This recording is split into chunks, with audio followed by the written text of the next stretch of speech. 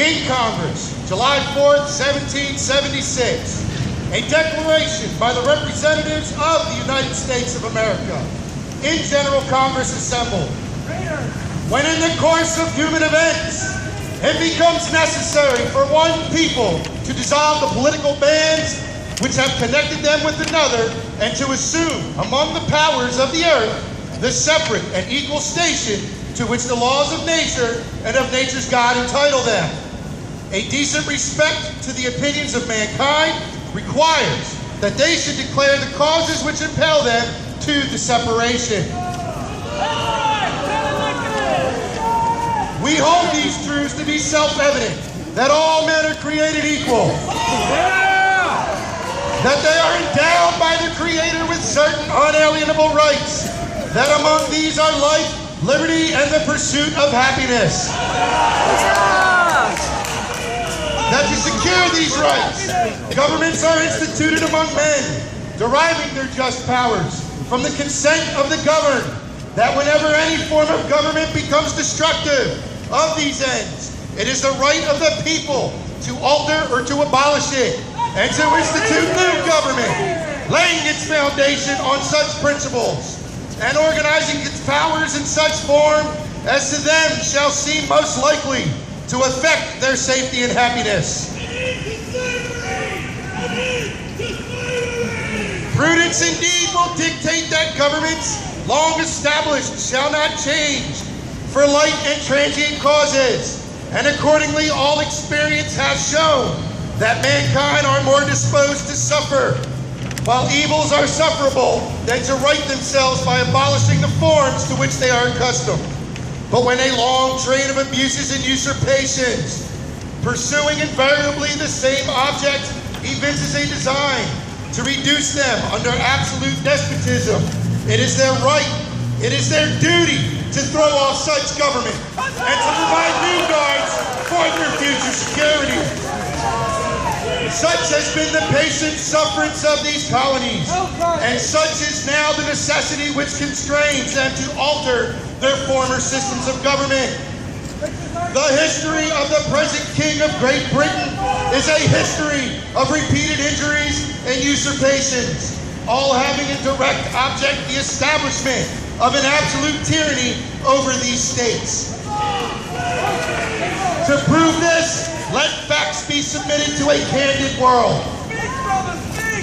He has refused his assent to laws, the most wholesome and necessary for the public good. He has forbidden his governors to pass laws of immediate and pressing importance, unless suspended in their operation till his assent shall be obtained. And when to suspend, he has utterly neglected to attend to them. That's right! Down with German George! He has refused to pass other laws for the accommodation of large districts of people, unless those people would relinquish the right of representation in the legislature, a right inestimable to them and formidable to tyrants only. He has called together legislative bodies at places unusual, uncomfortable, and distant from the depository of their public records, for the sole purpose of fatiguing them into compliance with his measures. He has dissolved representative houses repeatedly for opposing with manly firmness his invasions on the rights of the people.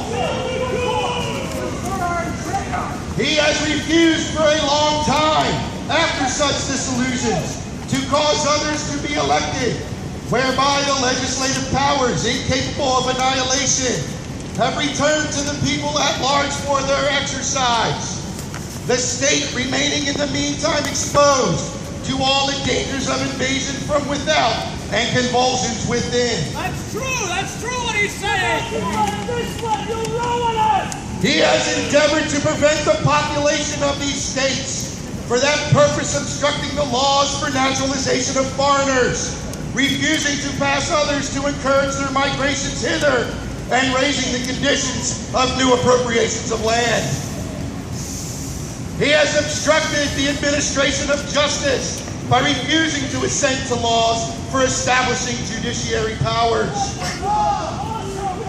He has made judges dependent on his will alone for the tenure of their offices and the amount and payment of their salaries.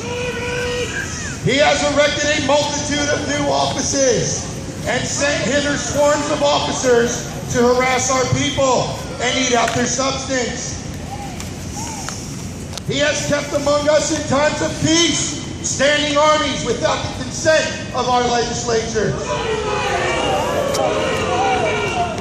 He has affected to render the military independent of and superior to the civil power. He has combined with others to subject us to a jurisdiction foreign to our Constitution and unacknowledged by our laws, giving his assent to their acts of pretended legislation. Legislation is right. For quartering large bodies of armed troops among us. For protecting them by a mock trial from punishment for any murders which they should commit on the inhabitants of these states. For cutting off our trade with all parts of the world. He's trying to For starve imposing us. taxes on us without our consent. For depriving us in many cafes of the benefits of trial by jury. For transporting us beyond seas to be tried for pretended offenses. For abolishing the free system of English laws in a neighboring province, establishing therein an arbitrary government and enlarging its boundaries so as to render it at once an example and fit instrument for introducing the famed absolute rule into these colonies. For taking away our charters, abolishing our most valuable laws, and altering fundamentally the forms of our government. For suspending our own legislatures and declaring themselves invested with power to legislate for us in all cases whatsoever. He has abdicated governments here by declaring us out of his protection and waging war against us. He has plundered our seas, ravaged our coasts, burnt our towns, and destroyed the lives of our people. He is at this time transporting large armies of foreign mercenaries to complete the works of death, desolation, and tyranny, already begun with circumstances of cruelty and perfidy, scarcely paralleled in the most barbarous ages, and totally unworthy the head of a civilized nation. He has constrained our fellow citizens, taken captive on the high seas to bear arms against their country, to become executioners of their friends and brethren, or to fall themselves by their hands.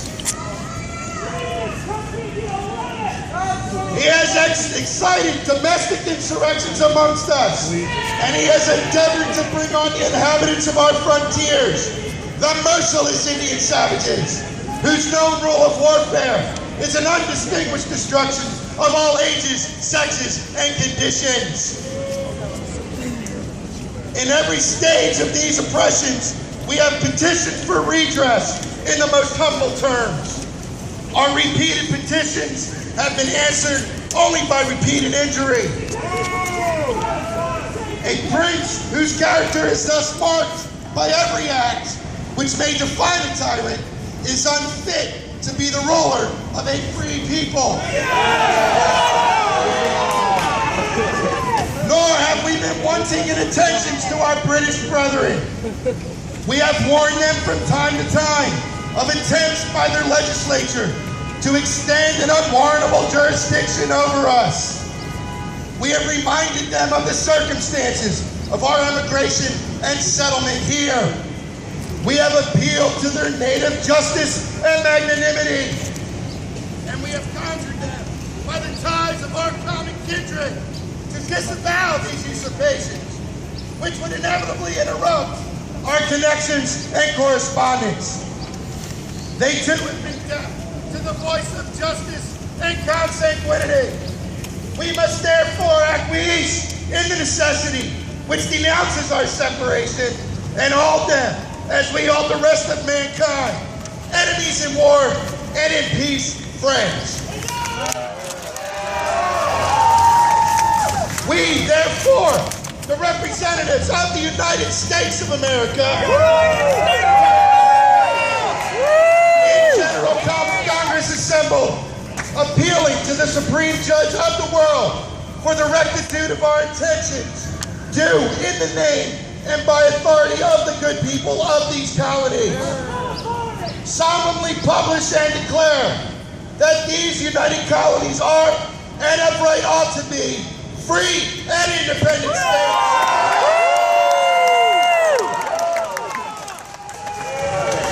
That they are absolved from all allegiance to the British Crown. And that all political connection between them and the state of Great Britain is and ought to be totally dissolved. And that as free and independent states, they have full power to levy war, conclude peace, contract alliances, establish commerce, and to do all other acts and things which independent states may have right to do. And for the support of this declaration, with a firm reliance on the protection of divine providence, we mutually pledge to each other our lives, our fortunes, and our sacred honor.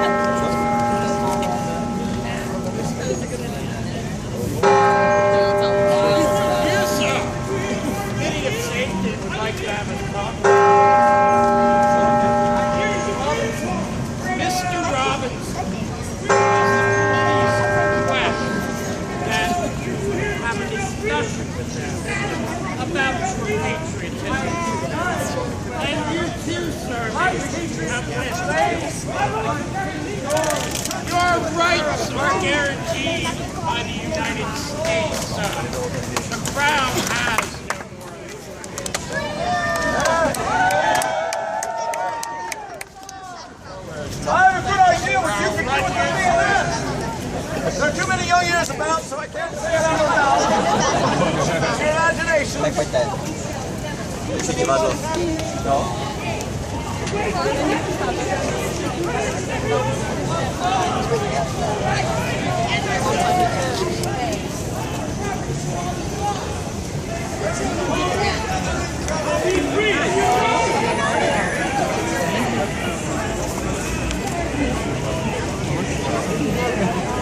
Oh my God,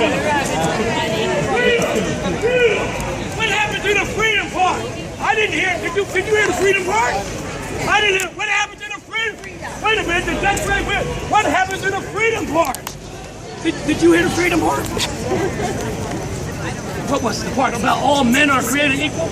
Was that the Freedom Park, ladies? Look at that milling about. Can you relate to that? Yeah, no. So what happened to the Freedom Park? Isn't it? That's next. That's that. Declaration Part 2. You guys seem very happy about it.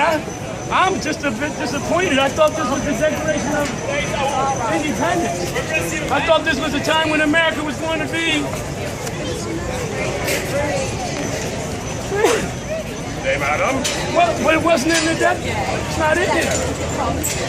I don't see it. Did you see the freedom part? I didn't see it. I'm looking for the freedom part where it says, all Africans are now free, and America's the land of free. Where's it?